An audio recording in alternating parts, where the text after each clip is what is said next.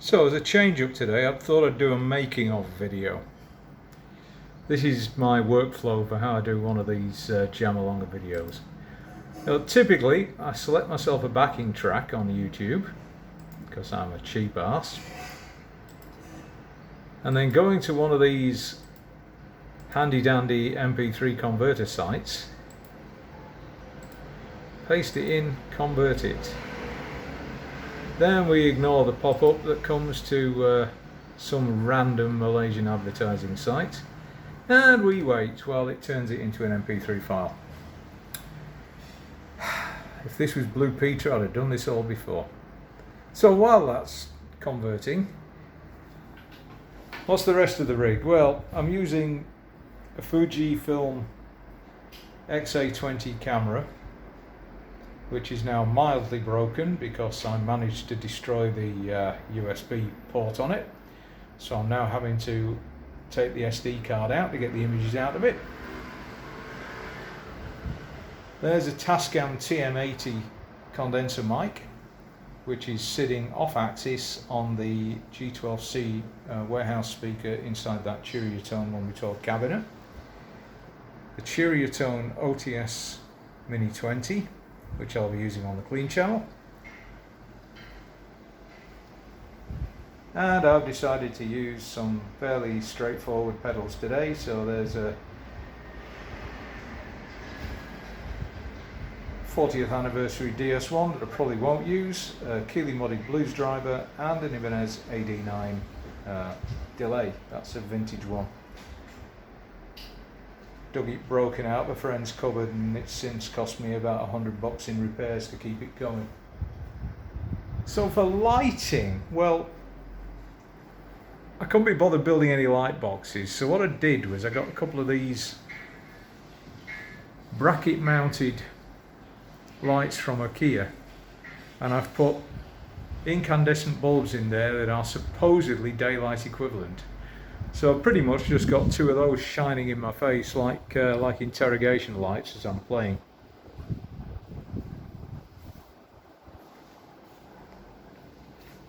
The TM80 is going into a Behringer UMC 22, which I have not yet switched on the phantom power for, so I better do that, otherwise the mic won't work. There we go. And my monitoring's through these JBL speakers here.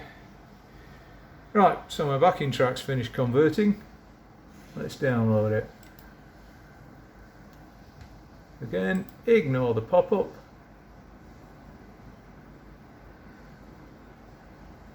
And there's my download file coming in.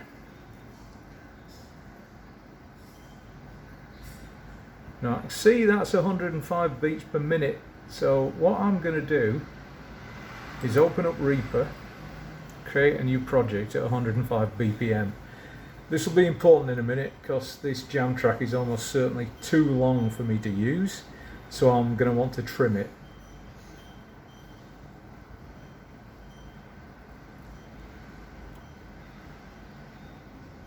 So once Reaper has finished loading, there we go, and we've got another version to download. I can't be bothered doing that today because I almost certainly don't need the features. Let's create a new project. New project. Edit.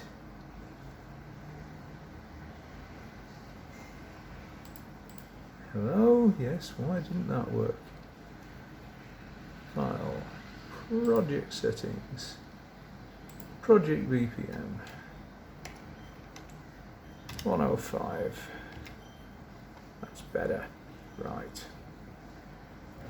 So, has that backing track finished downloading? Yes, it has. Okay.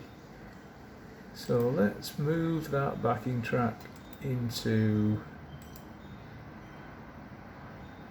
a folder where I normally put everything.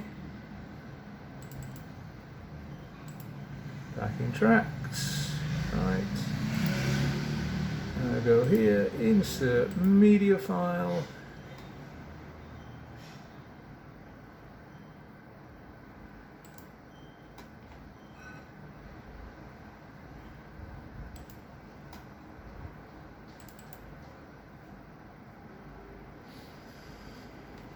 And there we have it. Now see that that is actually over 11 minutes long, which is far too long, so I'm going to want to trim that down to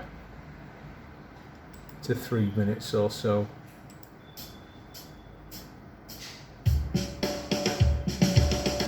Alright, and do what I always do. Give myself about a 10-second lead in so I can get to position and do a synchronization clap. Right. Let's save this project off somewhere into my production folder.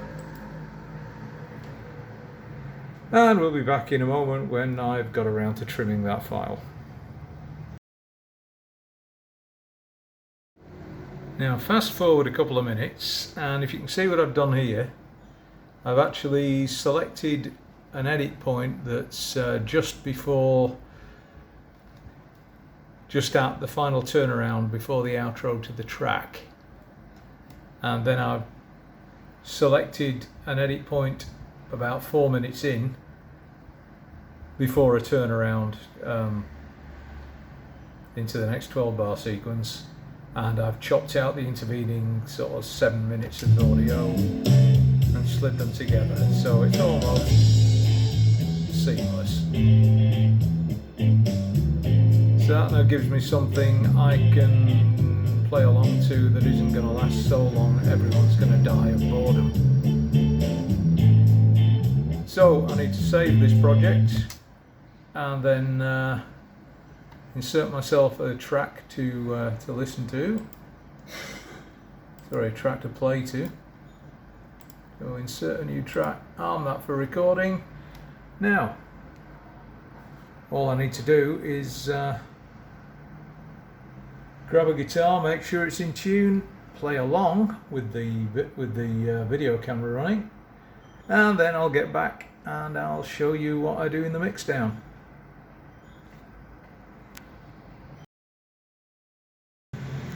Okay, so back on the wobble cam. Here's the Reaper session.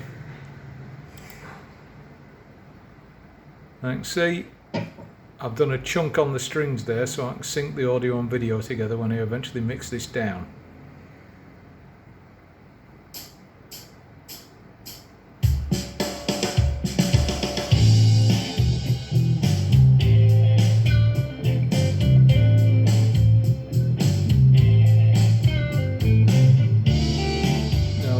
Typically do, pause that for a minute, I'm going to put some effects on the master. I've got a standard mastering chain I use for this,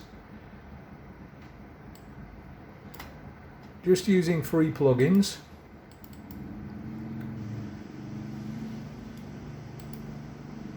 Now what this has got is a tape simulator. Basically just give it a little bit of mojo, make it sound like it was recorded on old reel-to-reel tape, a multi-band compressor just to give it a bit of oomph, and a dynamic compressor ditto. Now this is just taken from a set of mastering tutorial video I found from a producer on the old Produce Like a Pro site. Oh, you can see that's wobbling up and down there is because I've still got the microphone enabled for recording on the channel, so let's turn that off for a second. Right, so listen to that back again.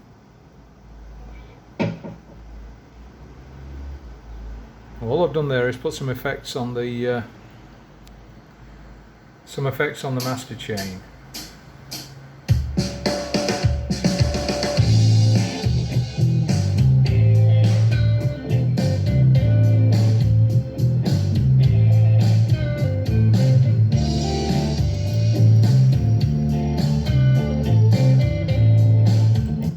What I'm going to do now is I will do something to the guitar.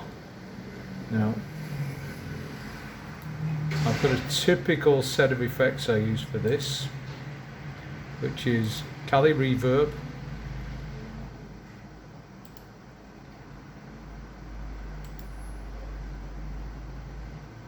the mono compressor,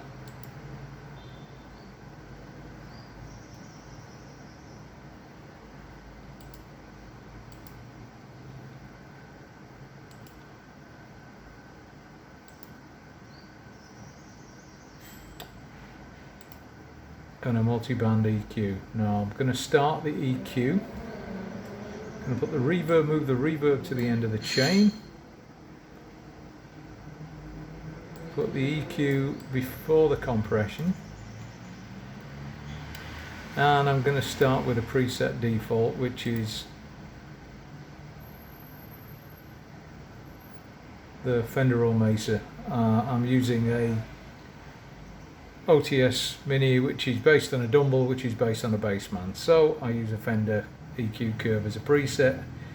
Typically, well, I'm going to tweak this to taste as I'm listening to it. I typically end up putting a bit of boost on at 1K and turning this into a low pass just to get rid of the high end sizzle.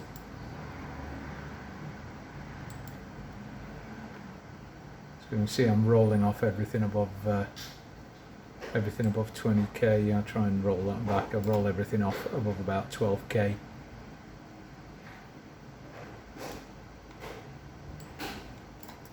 And I will set the reverb to be a standard room reverb.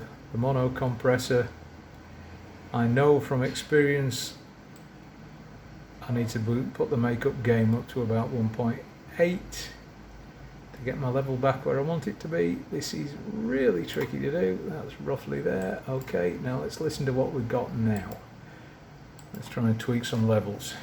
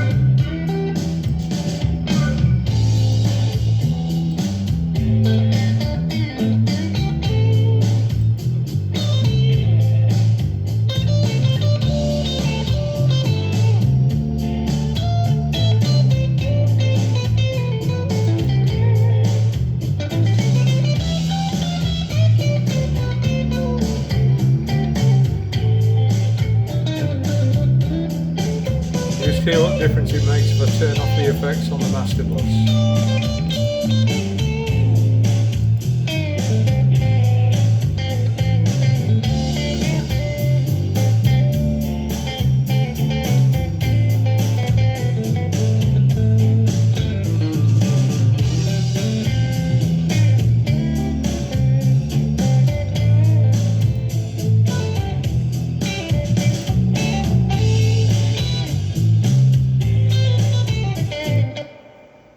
Alright, well, let's see what that's looking like on a render.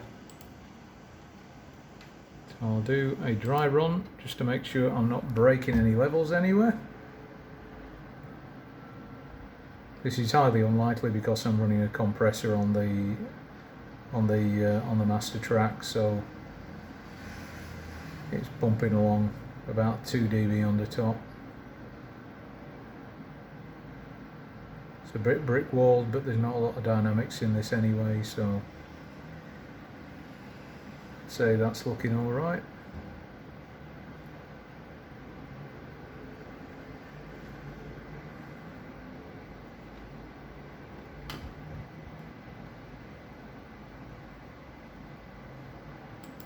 Okay, let's render that to a file then. Okay. Come back in a second when I'm actually doing the video edit. Okay, now you see there is my shareware video editor. Going to start a new project. So there's the last video I was working on. There's the folder that I've got my current Reaper project in, so I'll put that video project there and I'll give it the same name.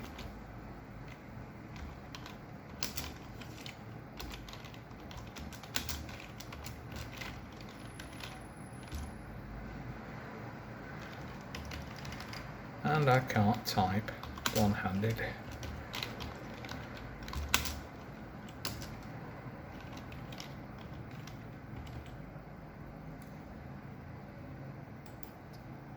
Set it on automatic, that way it will default to the video quality of the first video file I open, which will be the one I copied from my camera's memory earlier. And there you are, there's me doing the chink on the strings for the sync. So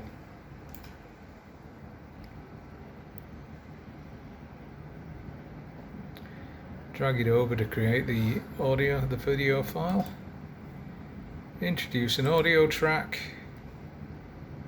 open another file, which is the audio file I just rendered. Drag that into the audio track, and now we try and sync it together. And this I can do vaguely based on what I can see in the peaks. Now if I mute the audio from the video file, I should be able to... Now, see a problem I have here. This is a really slow old clunky machine with a really crappy video card in it. So I'm struggling a bit to get the sync right here.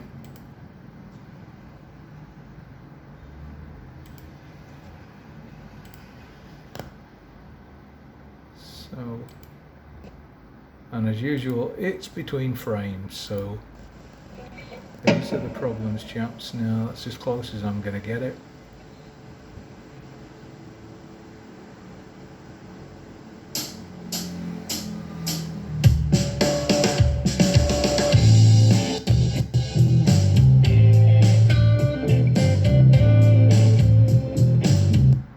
Okay.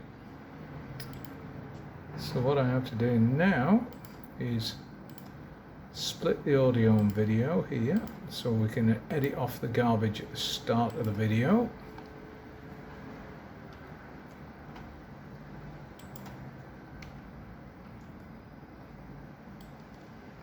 Slide these files along to the start of the project. Go right to the end. Boop.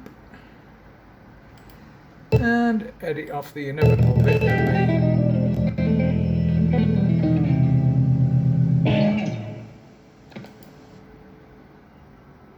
and a nice clicky bit of a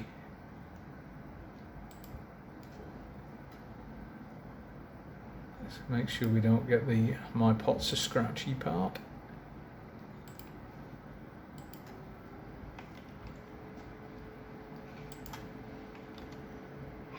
Right, let's save that project. Bang. Okay. Now, all that's left to do is export it. And again, pick the same folder that you're putting it into. And save. Now, close that because this machine is running real slow on memory. See, that's rendering away. That'll be ready in about 25 minutes. This is what happens when you're doing everything on Ubuntu Studio on a 14-year-old desktop machine. Yep, this happens all the time. Got to close everything else that's running in the machine.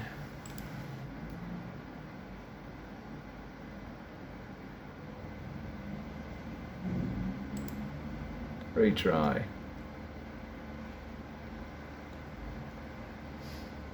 Okay, that's what I laughingly call my workflow.